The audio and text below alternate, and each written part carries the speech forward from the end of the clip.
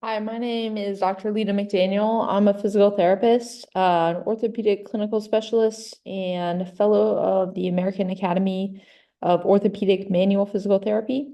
Today, I want to talk to you about physical therapy medical screening in the lumbar spine. So that is what this recorded lecture will be about.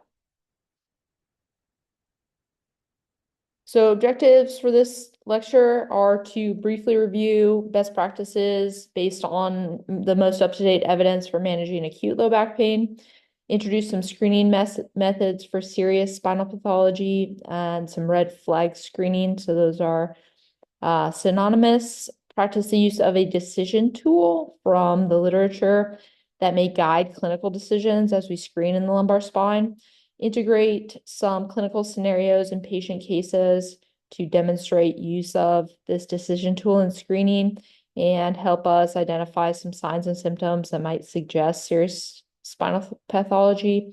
And then finally discuss treatment and referral decisions in the context of this medical screening, because that will help inform us clinically.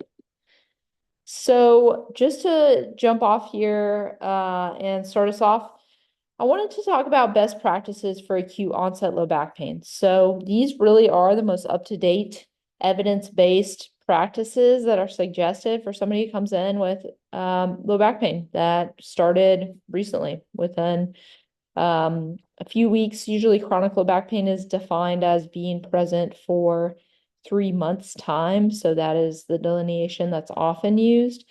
So technically, anything less than that would be maybe acute or subacute. We could think about acute low back pain as likely being within probably a couple weeks to a month of onset.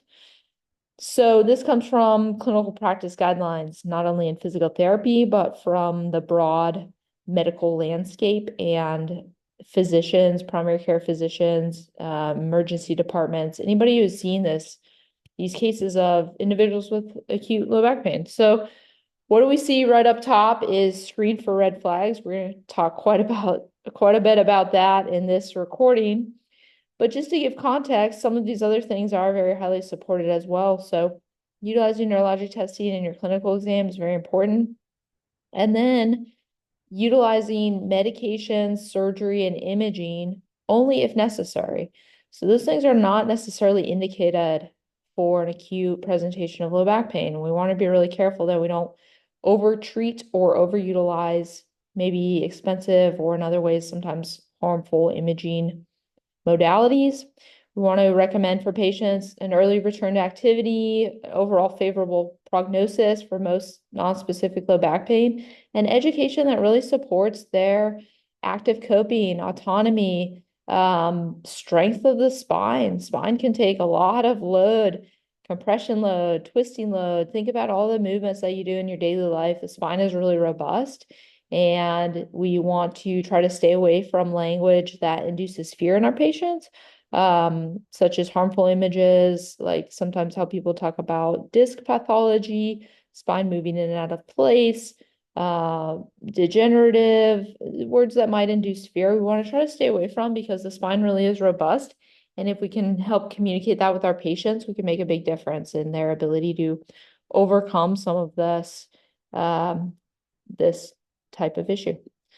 So that's important. Also, what we see is that imaging is oftentimes overprescribed and inappropriately used in low back pain. So we want to be aware of that. That's just the medical landscape that we're practicing in. And what we see is that asymptomatic imaging findings are very common in the lumbar spine, on MRI or on radiograph. And this is a link to a blog post that I wrote about some of the data and prevalence of these imaging findings in individuals with no low back pain. They can come up with disc pathology, they can have facet disease, different degenerative changes without pain. So we don't think that those things are necessarily linked. So we really want to utilize a comprehensive clinical exam as we're assessing somebody with low back pain and not overly rely on imaging studies. In one sample, just to hit this home, MRI was inappropriately used in a high proportion of their sample, so 43%. of those with low back pain. It's quite high, so you can see it's quite common. Imaging can, however, be appropriate in some cases, and in some of the screening decisions that we will see, it may be helpful to suggest imaging or try to facilitate imaging for our patients. So if red flags are present, imaging might be appropriate. If a patient is not responsive, and this is one indication from this study, non-responsive to 6 weeks of physical therapy, I will recommend a little bit more conservative approach. If an individual is not responsive within 4 to 6 weeks, that could be the time frame in which we would want to refer and or try to obtain some imaging studies potentially as part of that referral. So what are red flags? I would like you all to think about that for a second. Within your clinical practice, perhaps, or some of the clinical knowledge that you have, how would you define red flags? And what might some of those red flags be? So I want you to start to engage and think about how you might use this information in your clinical practice. So think for a second in your mind, what does a red flag mean? And what might be some red flag findings? You can pause the recording, jot some things down. That's why this slide is blank. This is a definition that comes from an article that discusses the FAAOMPT framework for screening for serious spinal pathology. And I really like this. This gets right to the point, is that red flags are signs and symptoms that raise this suspicion of a serious underlying pathology. Something is going on that is a little bit more serious, more sinister than a musculoskeletal complaint or non-specific low back pain. But that also begs the question, how good are these red flags that we're trying to identify? So if you take a look at your list, if you think back, you may have a lot of red flags that you listed. And how good are they? How good is any one red flag on that list? So night pain, for example, history of cancer, palpation tenderness over a spinous process, history of corticosteroid use, bowel and bladder changes. I'm just throwing out some general red flags. They may be, you may have in your mind a link to a certain pathology, you may not. These red flags are not necessarily all that good as standalone features. Well, some of them are, we will see, and we'll analyze some of the diagnostic accuracy and utility of these red flags. But just because that item, that sign or symptom is listed within the literature, or you're familiar with it from one of your courses, it might not necessarily be valid as a standalone feature to rule out a diagnosis. So poor negative likelihood ratio is that first bullet point. Might not have good diagnostic accuracy to rule in as well, but this is just one of the critiques from this particular study from Chad Cook in 2018. What he also brings up, and the authors also bring up, is that clinical practice guidelines, or CPGs, may list a high number of red flags, but that laundry list of red flags may not actually facilitate clinical decision making, because it's impossible for all of us to remember and memorize every single red flag. And how does that long list inform what we're doing for medical management with the patient sitting in front of us who maybe has 2 or 3 of those red flags, doesn't check all that laundry list? How do we actually use that information?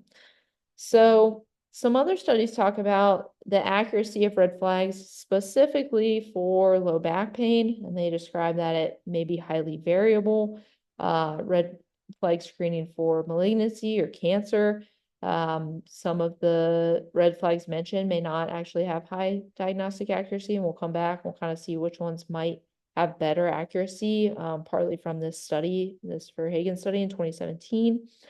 And then the other study that was cited names or reviews data from, again, a large number of studies, 22 studies. They find that low back pain screening and the accuracy of it, again, is kind of highly variable. So how do we use this information, and how do we kind of standardize this in order to make it clinically relevant? Is there a better way? That leads into this question. Is there a better way? And this is a paper that I'll lean on quite a bit, because I really do think that this is a good amount of our best evidence recommendations, and it gives us some tools to help make these clinical decisions. So this is a position statement, as I mentioned, from FAAOMPT, and the authors, Laura Finucane and colleagues, kind of lay out this way that we want to start to think about screening in the lumbar spine. So we're going to talk through this. So the key messages from this guideline is that, just to reiterate one more time, lack of evidence to support most red flags that are out there, and few of them as standalone features are really informative or useful because of the diagnostic accuracy.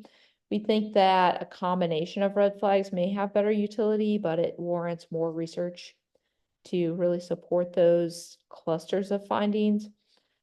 Despite this, they still are the best that we have at this time, and we also really want to emphasize a comprehensive clinical exam to help bolster our suspicion of serious spinal pathology. So clinical suspicion is actually a highly recommended reason to refer or suspect red flag pathology, but it takes some work to kind of cultivate that suspicion or that intuition that something's going on that's maybe a little bit different than a pure musculoskeletal related complaint. They also recommend that clinicians utilize past medical history, demographics, and contextual factors. Again, this is our thorough clinical exam to evaluate those red flags within context and not just as a standalone feature. So within this evidence, we want to be screening for red flags. If an individual does not have red flags present, then we want to recommend these things as best evidence. So these kind of dovetail into that first recommendation slide that I had. So early return to activity, avoiding some really constrictive recommendations of bed rest, and we don't want to induce fear with education about or overemphasis on pathology or pathoanatomy, but we really want to recommend to these patients to engage back in work and movement as soon as they are able to, and just the favorable prognosis overall for what they're experiencing. However, if we do pick up on one or two red flags or lots of red flags in our screening, we want to engage in other decisions clinically. And so we're going to move through these stages of clinical decisions by utilizing the framework laid out in this paper. So as mentioned prior, we want to utilize multiple or clusters of red flags, perform that thorough clinical exam. And then if we are suspicious, we might engage in a referral right away, or we might utilize what's called watchful waiting or safety netting. So treating a patient, but also reevaluating every time they come in, reassessing our level of suspicion. And if at some point our suspicion is raised, referring out quite quickly. Another point there was to know where we're going to refer, to whom to refer, back to a primary care provider or to a specialist. So this is really the clinical reasoning pathway that I want to emphasize, and this comes from that paper. So our first order of business is to assess our level of concern. So how concerned are we? Do we pick up on any red flags, yes or no? And then we're going to take clinical action. That's our treat and refer, or referral decision, depending on our suspicion. And then, of course, we're going to identify where that referral is appropriate, if appropriate. So this is part of what I like about this paper, and part of what I think this makes clinically relevant and actionable for us as physical therapists. Instead of just a laundry list of red flags, this really gives us a way to start to categorize, but also lay out on a continuum where that suspicion can change. It can move up or down the continuum, but it gives us tangible actions at each level of suspicion. So green light means go. Those are the patients that we're treating. These individuals really don't have a lot of concerning features, no red flags. and we're going to work with them in physical therapy until something changes, until they're non-responsive, or if they respond right away, great, let's get them going. Yellow light means that we picked up on a few concerning features, but not enough at this point to refer. So these are going to be our patients that we utilize that safety net approach with. However, if we move into orange and red, these are the patients that we've screened and we really have a good degree of suspicion and such that we think that they necessitate a referral. Orange is an urgent referral, red is an emergent referral. So referral to the emergency room. And with those orange and red suspicion classifications, we're not going to be treating in physical therapy until we have more information, until those suspicions are cleared or medical management is undertaken. So this gives another representation of some of those actions and kind of the flow of managing a patient. So if somebody who's referred to us, we're either gonna kind of clear them, screen them, and they're in these green boxes where we're treating them, they're getting better, or we fall somewhere in the middle, and those are our yellow patients where we're kind of a little bit more cautious, a little bit more careful. We're treating them, but we really want to make sure that they're responsive to the things that we're doing. Or on the far right of your screen, you can see in the red box, these are the patients where we have a high suspicion for something underlying that's really serious and we want to refer right away. So talking a little bit more about our treat and refer decisions. Oh, here we go. So these are just references for you. I kind of talked through these. The green light, we're going to treat our patients. We don't have a lot of suspicion. 4 to 6 weeks, we may expect them to get better. Otherwise, if they're not responding, we might reassess our level of suspicion and they might move up into maybe a yellow and orange category, or they might necessitate a referral. This yellow light, we're watchfully waiting. We're being really cautious. We've picked up on some things that we're not quite comfortable with, but we're not ready to refer. These are the patients that we want to be watchful of, but we also want to be educating them on potential signs and symptoms or progressions that may indicate worsening pathology, so that they can be their own advocate and we can kind of create some autonomy and some responsibility within them. That's really helpful. And then finally, our orange or our red patients are the ones that we are referring right away because we suspect something serious underlying. So these are just some ideas for potential referrals, but obviously this is going to be case dependent, primary care or specialist, or in really severe cases, we may refer to the emergency room for emergent care. And this comes from the Guide to Physical Therapist Practice. So this is part of our best evidence in physical therapy, and this comes from our governing body where we are constantly working within a healthcare team with other providers. So having that communication piece, whether it is a hard referral or we're co-managing between other professions, this just reinforces the importance of that communication and being able to work within a broader healthcare team to serve our patients best.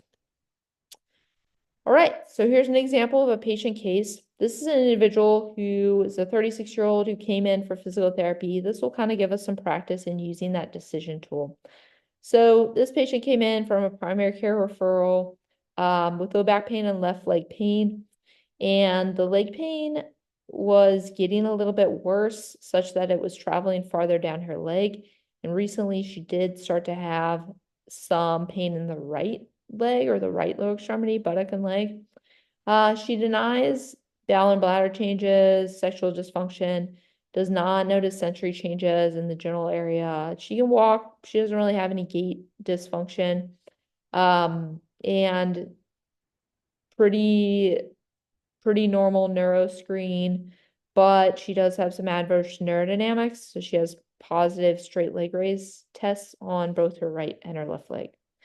So think to yourself, what would be your level of concern for this patient? Green, yellow, orange, red. And based on that level of concern, would you treat and refer? Or would you refer out this patient and why? So why are you concerned if you are? and what's your decision? And then if you are going to refer, who will you refer to? So take a second, try to practice that on your own, and you can pause here, and then we'll move on. So for this individual, the case here we think is in the yellow level of concern. So there are a few concerning features. This patient's most appropriate to treat, but also engage in watchful waiting and start to identify some potential referral sources that may be appropriate. She came from her primary care doctor, so potentially referring back to that individual, or maybe scaling up to a specialist depending on symptom progression. Things that are concerning are the potential bilateral sciatica, which may be progressive, may be indicative of progressive neurologic decline, which can be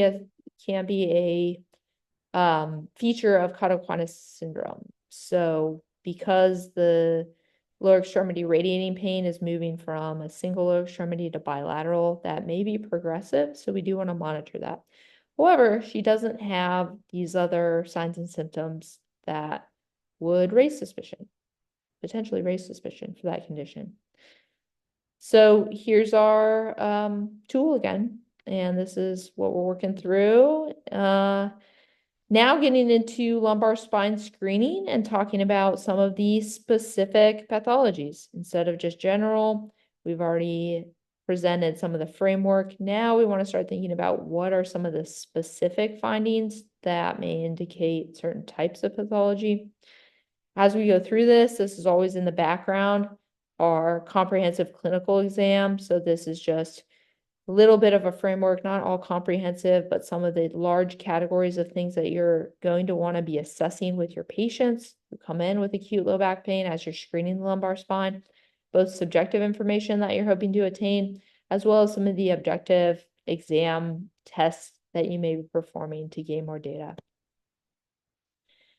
All right, within the lumbar spine and individuals with low back pain, I want you to think about some of the common musculoskeletal or MSK diagnoses that you may see, as well as some of the serious spinal pathology diagnoses that you might see. And this is just to give you a sense for what we like to call hypothesis testing within physical therapy. So you always want to have a broad list of what could be going on in the beginning of your patient history taking and questioning. And then as you move through your exam, hopefully you're crossing some things on the list and you're readjusting, you're upweighting or you're downweighting potential diagnoses as you go. So it's kind of a funnel approach. We want to start really broad and get narrow as we work with patients, even as we screen. So thinking through all the possibilities in the beginning is quite helpful to keep an open mind and try to check some of our biases as we're going through this process. So take a few seconds, write down everything you can think about in the lumbar spine that are musculoskeletal and then potentially red flag diagnoses. Okay, and these are some of the ones that I came up with. So on the musculoskeletal side, we could have an alignment with what's been evidence supported within certain clinical practice guidelines for low back pain as treatment-based classifications. But then also we may have some underlying hypotheses of a potential pathoanatomical cause. These things are not necessarily mutually exclusive, but they may fit different aims of our exam and our treatment process. So you can see some of those structures as well. And then we're very quickly going to get into these 5 main diagnoses indicative of serious spinal pathology. And you can see the ones with the asterisks are the main 4 that are talked about in the clinical guidelines from the IFAAOMPT framework. So this will give you a sense for how common serious spinal pathology is, and it's not very common. It doesn't mean that we don't want to screen. Clearly, that's what this presentation is all about. But it kind of, to me, reinforces the need for us to be vigilant in our screening and screening every patient that walks in, because we don't want to miss anything. And it may be easy to get a little bit complacent given that the majority of individuals that we see, that we treat, are not going to have serious pathology. So we're going to get used to seeing individuals with non-specific low back pain that we can treat, that we can work with. So to me, it emphasizes the importance of this screening process and reminding ourselves and reviewing in certain times with colleagues, with each other, the importance of screening and some of these features that we're going to utilize in screening. So that's my soapbox a little bit on that. Now we're going to get into screening and some of the features of each of these 5 diagnoses. So for Cobb-Aquinas syndrome, I want you to list to yourself some of these things before we go through them. So this is a nice check. You might not know a lot about this diagnosis, but I still feel like it is beneficial to try to think about and match some of what you know with some new information. We think that learning is best facilitated that way. So I'm going to push you to try to list what you know before I present it. So here's some of the data, some of the features that are supported in screening for Cobb-Aquinas syndrome. And the 5 key features coming from this particular paper in 2018, and you can see I have further data on diagnostic accuracy, are potentially bilateral neurogenic sciatica. So we saw that with the first patient case example. Saddle anesthesia, so loss of sensation in the groin area, thinking about where someone may sit on a saddle seat, so contacting that area. That's the location of the sensory loss. Altered urinary function, and most concerning would be the finding of urinary retention. Loss of anal tone, so that could be fecal incontinence, potentially a result of that, and potentially such sexual dysfunction.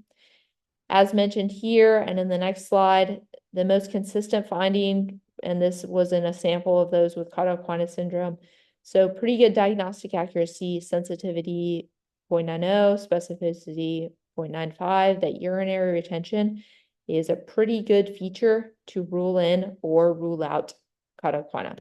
So we want to lean on that as a single feature, even as we're assessing this cluster of findings. As I mentioned, urinary retention, much more concerning than urinary incontinence. Individuals may present with urinary incontinence for a variety of reasons, not necessarily Cobb-Aquinas syndrome. However, urinary retention is more specific to that condition. Bowel changes, fecal incontinence is much more concerning. Constipation, similarly to urinary incontinence, could have multiple potential causes. For example, medication-induced constipation, common with drugs such as opioids. And the medical management, just to give some context for Cobb-Aquinas, this really, if we suspect it, it necessitates an emergent referral, so sending that individual to the emergency room, because, and this is quite important, if individuals have this condition, the earlier they're treated, the better the prognosis for not having permanent sexual dysfunction or neurologic dysfunction. So that is quite important that they are treated early if they do have Cobb-Aquinas in order to address the source of that Cobb-Aquinas syndrome. Is it a severe disc herniation? And in most cases, surgery, same-day surgery is appropriate to decompress those nerve roots. So this is one tool that we may utilize to help with patient education. And this is what's been called a scorecard. So if you are so inclined, this may be something that you print out and hand to your patient to help educate them on, well, you have 1 or 2 of these signs or symptoms. You don't have enough that I think you need to go to the emergency room now. But if you start experiencing these things that are progressive or multiple, or you start having more signs or symptoms on this list, that may be a reason to communicate with me or go into an urgent care and emergency room. And just to reiterate, most of the signs and symptoms associated with Cobb-Aquinas syndrome tend to be more specific. In other words, if they're present, we have a higher likelihood of wanting to or having justification to refer that patient. So specific, if they're positive, they're better at ruling in.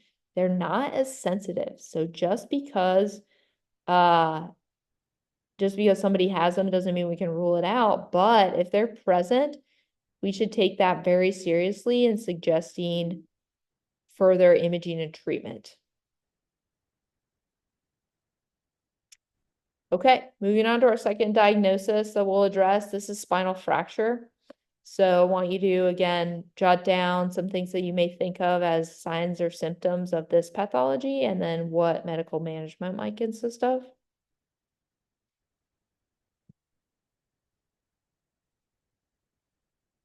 All right, so again, utilizing more of a cluster-based approach. So these are some of the signs and symptoms that have better diagnostic accuracy. So female, older age, trauma, point tender at a specific spinous process or a specific place.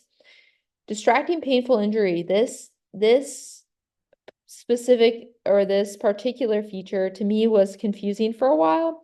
And as I dug more into this, what they're really trying to communicate is that if an individual is involved in a traumatic experience, so potentially, let's just say they're involved in a car accident and they have a really bad shoulder injury, but they also have low back pain.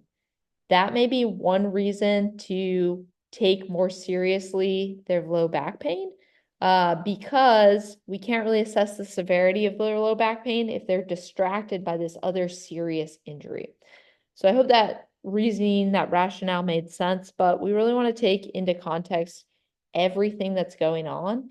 And if there is something that is distracting from that spinal injury, a patient may not quite be able to communicate and or feel how severe it is right at that time. And so that may be within the context of these other things, reason to raise suspicion of a serious injury or underlying condition such as fracture. Other features that we might want to take in mind or keep in mind that may predispose to fracture are a history of spinal fracture, low bone mineral density to the extent that it's pathological, so osteoporosis, thoracic pain. What we find is that compression fractures are more common in the thoracic spine, so that's why that's on there, and corticosteroid use, which we know corticosteroids used for a prolonged period of time are catabolic to tissues, so that could be compromising some of the bone quality. Medical management of these injuries would first start with referral for imaging. Most of these are treated conservatively, so non-surgically. With physical therapy, they may utilize some sort of brace, thoracolumbar brace potentially, if that's the area of the fracture. NSAIDs are sometimes used for pain control. And then trying to prevent, especially if there are bone mineral density factors at play, trying to prevent future fractures is important. Surgery, if indicated, could be one of these types of surgery. And then this last point that I put on here is to emphasize that utilizing a cluster of findings within the diagnosis of spinal fracture is still, as we see, best evidence. So Williams et al. From a Cochrane review in 2023 suggests that standalone red flags for spinal fracture really do lack diagnostic accuracy. So the best we can do is utilize them in clusters, but we still don't have a lot of good certainty about this type of screening. There's not a perfect way to screen for this. So utilizing that comprehensive clinical exam and really working on our sense for identifying these things with clinical suspicion. If it's not matching the clinical pattern that we would expect to see. Emphasizing this point after a trauma, talking to our patients, have you had a trauma? You have sudden onset, localized pain. That's a really key feature that might indicate a fracture. So we want to really key in on that in our patient conversations. Other things that might be present within the context of spinal fracture. So cancer-related fracture uh, may be something that we see within our clinical practice.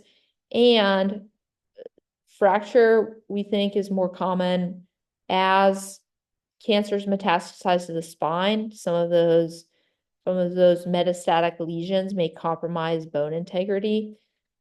Furthermore, we may see some neurologic or spinal cord impingement based on a fracture because those structures are being damaged, and we have these sequelae from that. So that may be something that you see or you might want to look out for.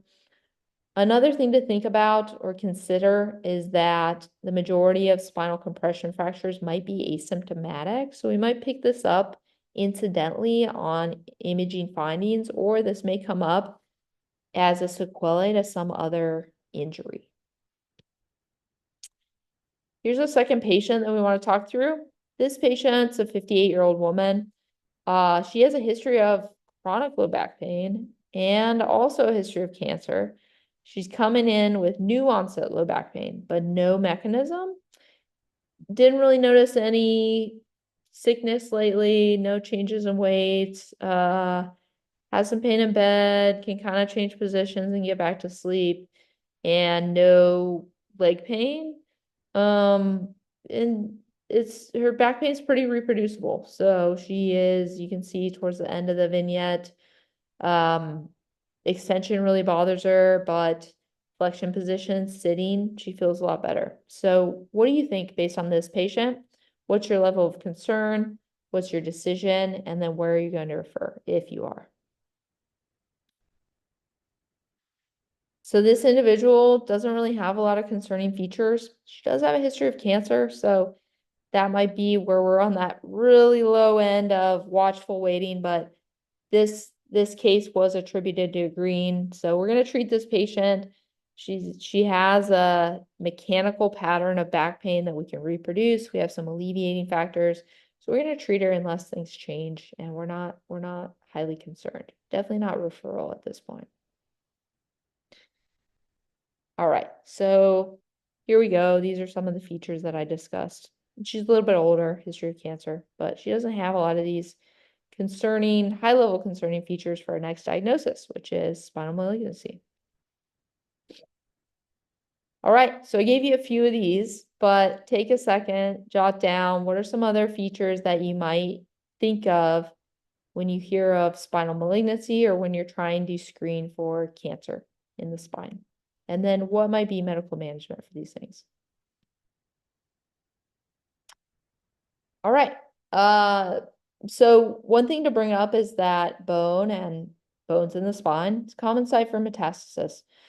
More common in the thoracic spine, and then lumbar in between. Cervical is the last site that we think of as least common for these metastases. Cancer might spread. So metastasis just indicates the idea that cancer from another area, for example, kidney, may spread to another site as it progresses, and that site may be bone, maybe the spine. Particular cancers that are more likely to metastasize to the spine are PTBLK. Those are the first letters of those areas, so the primary sites that are more likely to metastasize. The acronym I use is PT Barnum Loves Kids. So you can see prostate, thyroid, breast, lung, and kidney are those cancers. And just as in the vertebral fracture section, I had mentioned that that may be a sequelae of meds. The other thing that may be present here, and you may see some neurologic changes because of this, is spinal cord compression. So further features that we really want to pay attention to: history of cancer and unexplained weight loss. In fact, and I have this highlighted, going back to that 2017 study, history of cancer and the strong clinical suspicion were the red flags or were the findings that had the highest diagnostic accuracy. And you can see within the FAAOMPT framework, the asterisks, key signs and symptoms, history of cancer and unexplained weight loss. So we really want to be diligent in screening for history of cancer. I think this is on most intake forms, but that is one single red flag that we want to be really careful because it does have a little bit higher reason to lean on it. Not quite as a standalone feature, but as having better accuracy.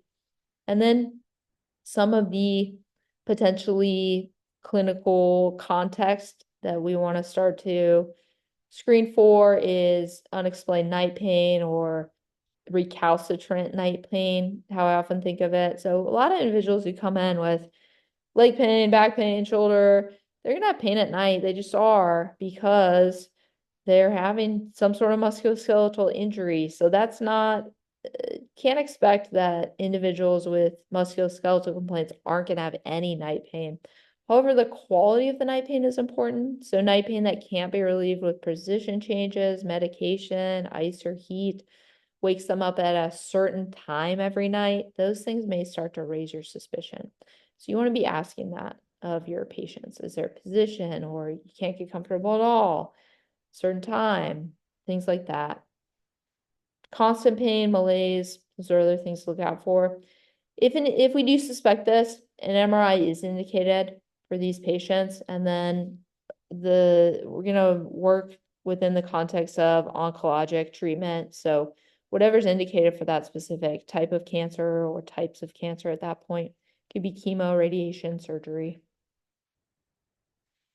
This might be a communication tool that we lean on or we utilize with patients who may have a higher risk for metastatic spinal cancer. So, and I think MSCC, metastatic cord compression. So I think they're even progressing to the extent that they're screening for cord compression from the metastatic disease. And these could be some things that are linked to that. And you can kind of read through that, but that may be a resource to talk to patients about. All right, getting down to it, we have 2 more diagnoses. So hang with me, you guys are doing great. Spinal infection is the next one that we want to think through. So if you can jot down some signs and symptoms and how we might manage that.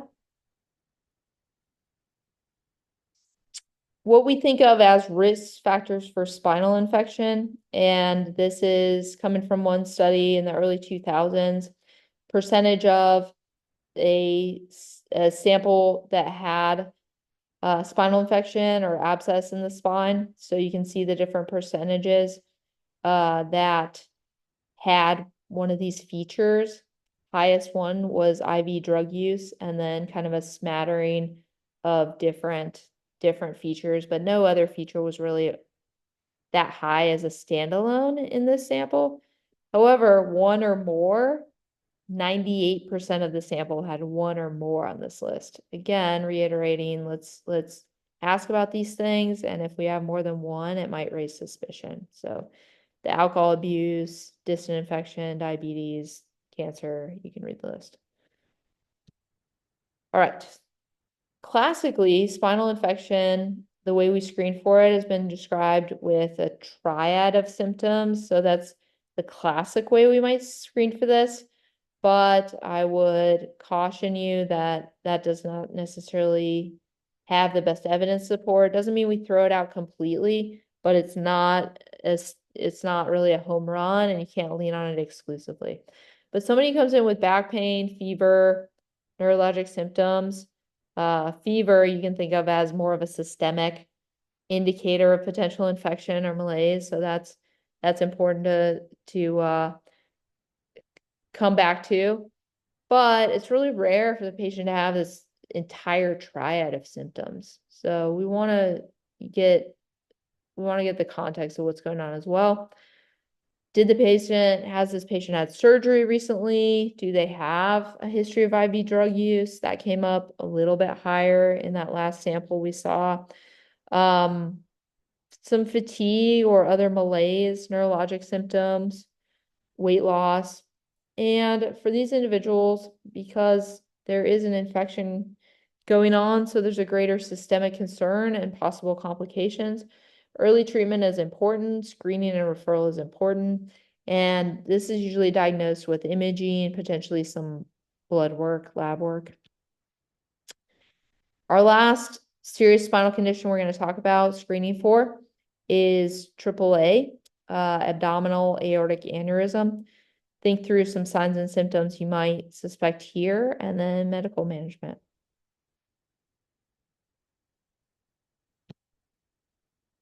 All right. Again, there's a traditional triad to screen for AAA. And you can see the diagnostic accuracy for that single item of being able to palpate a pulsatile abdominal mass, so pulsing mass in the abdomen. If that's found, 0.75 specificity.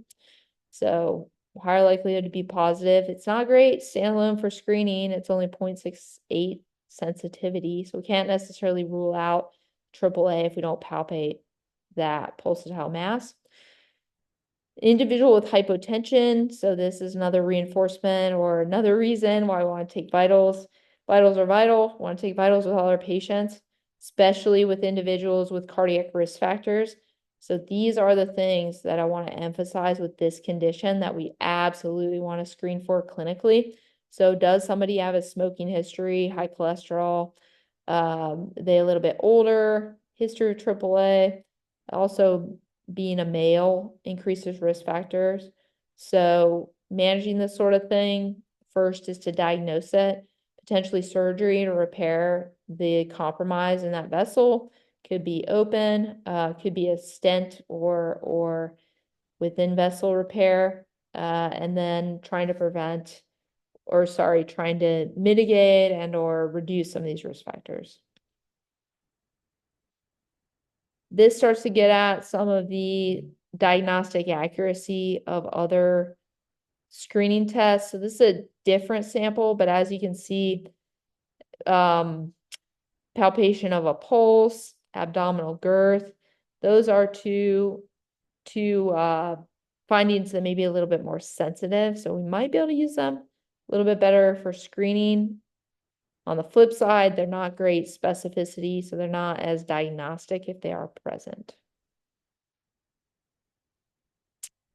All right, takeaway, take-home messages. Oh, the other thing I wanted to mention for AAA was clinical context. And I know I've said that a number of times, but using those risk factors in the context of your clinical exam, if you do have a high suspicion for a AAA, some other things that you may add to your clinical exam, an abdominal screen or an exominal exam where you're palpating, you're auscultating, you're utilizing percussive tests, and those sorts of things you might not be utilizing that often in your clinical practice, but engaging with a mentor, another colleague who's more informed in those sorts of tests can be quite helpful, because when those are indicated, those can give you more data clinically to help raise or lower your suspicion, especially I would say palpation and auscultation in this particular population or suspicion.